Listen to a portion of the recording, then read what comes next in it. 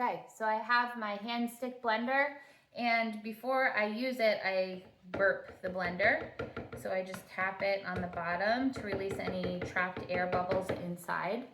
And so I put this on the side here, and you can see there's some residue in there that you don't want in your soap. And so I use this trusty little colander? I don't know what it's called. It's a little netting. Netting that's going to catch the junk is what I pretty much call it. It's a netting that's going to catch all of that crud, and it will prevent it from going into your soap. So that's what we're going to do first. I tried to pour the lye down the stick of the blender. This way it doesn't create bubbles. So it's at a good temperature. We're going to pour the lye in, and this is when the reaction starts. So saponification is occurring as soon as you mix the two. And I'll show you everything that I caught in there. We don't want that in the soap. So we're gonna start to stir, get rid of that. And then what you're gonna do is you're gonna pulse. You'll see a color change. And this is when it all begins, saponification. The oils and the lye are mixing, creating soap. You should blend about 30 seconds to 45 seconds to ensure it's fully blended. But if you have a rapidly progressing soap that it's accelerating, then you should just pulse it in short bursts. And I have my other cup here that I'll separate about half of it into, and then we'll create purple, nice purple soap. So the other part that I don't want to forget is my poppy seeds. And so I have my poppy seeds right here next to me. And so when it's at light trace, which it is, then we put in the poppy seeds, which are the exfoliating part of the soap. And so this calls for, I think it's 2 teaspoons. It's 1 teaspoon per pound of soap. And I'm going to be incorporating it into both parts, the white and the purple part. So the entire soap. Then we're going to stir this around. You can give it a couple pulses to incorporate it evenly. And it's staying very fluid. You want a nice fluid batter to work with. That is the goal. The lavender fragrance I use has not really accelerated a lot of the soap that I've made, so I'm not too worried about it accelerating. So Brazilian purple clay, I measured it out. I'm gonna dump it in. And then what I'm gonna do is take this.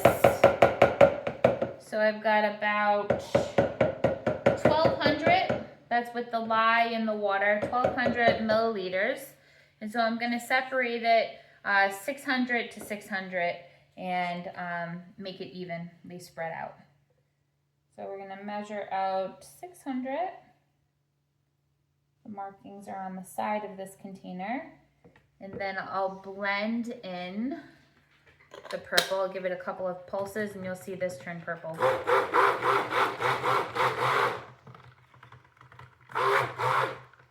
Don't want to do it too fast, too quick. But you can see it's starting to thicken up. I'm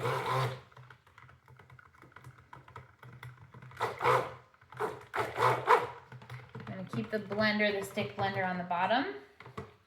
So I think that's enough. Before I accelerate it too much, you can see how it thickens up. It's a nice thick consistency and it's ready to pour. So I would say that this is probably medium trace. The other one is still light trace. But since I gave it a couple more pulsations here and the purple, to blend the purple clay into the soap, that it thickens up as you blend. You can over blend a soap too, so you don't want to do that because then you won't be able to style it the way you want. It won't hold form or shape. So you can over blend a soap. Get all the remaining soap batter in. And then so what I do for this one is I pour into the sides of this mold, both the purple and the yellow, and you want it to be still pretty fluid, but you can see that trace is thickening up. So we gotta work pretty fast. So what I'll do is I'll pour each one into the side here. Yeah, that purple is definitely thick. And so it will just create a pretty cool design at the end. And I'll get the remaining mess of it. You just kind of make it up as you go. I mean, I don't know what I'm doing. Just going with it. Slap it down. Get the rest of the batter in. You can see the poppy seeds through this. Spatulas are your friend. And get the rest of the purple in. Just do your thing. Make it up. Sometimes those are the coolest soaps that come out, are the ones that you make up and you have no idea what you're doing. So that's what I do every day. Just make it up as I go. Hasn't failed me yet. You can see how it thickened up though pretty quick. Slap it down. Put the rest of this on. Actually, try to keep the purple and the white separate. You can do a whole bunch of different designs too with this. I started with doing a design that you could only really do with this type of a mold, and I couldn't scale up really if I was going to continue doing that design. So I decided doing a different design for the soap. But I would tilt the mold to one side and pour in the purple, tilt the mold to the other side, pour in the white part of the soap, and it had a really cool peak effect. But it wasn't conducive to, if I was going to make a large amount of these at some point in time, it wouldn't be able to work very well. So I decided to go with a different design. So this is a design I have now. And I'll show you what it looks like.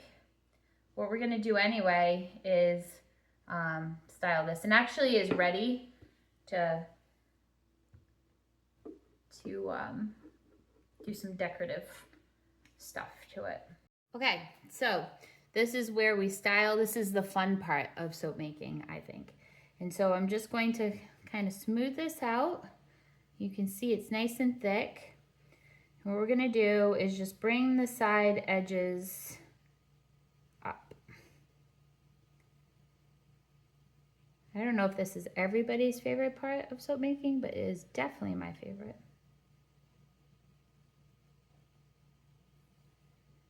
Then on this side, you can see how thick the batter is. But I think it looks really cool because you have some white blended in with the purple. It doesn't have to be the most elegant, and it doesn't have to look the exact same as it did when you did it last month. It changes.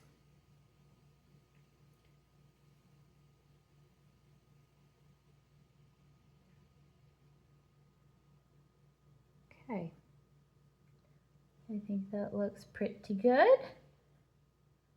And so what I'll do is put some dried lavender buds on the top. Then we'll call it a day. I have a whole bag of dried lavender buds that I'm going to use, and I'm just going to sprinkle them on top and tap them in a little bit. I've realized tapping them in too much will actually make them turn like a brownish yellow, which is gross. So you just want to lightly tap some of them in so they stick, and I go right along this line. By far one of my favorite soaps to make and use. Probably because I love lavender. It's all selfish, but I love it.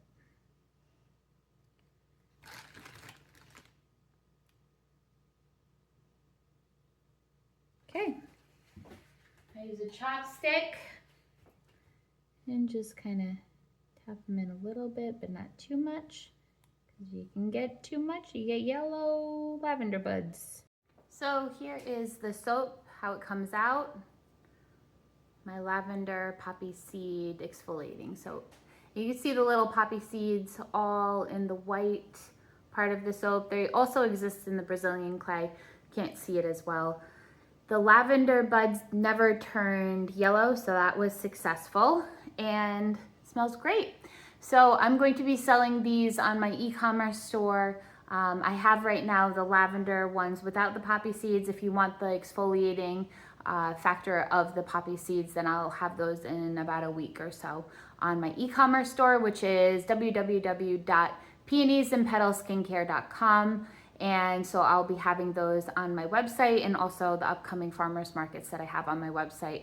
I live in Massachusetts, so that's where I sell. But yeah, I think it came out good. Smells great. I love it. I love lavender. So thanks for watching, and until next time, bye.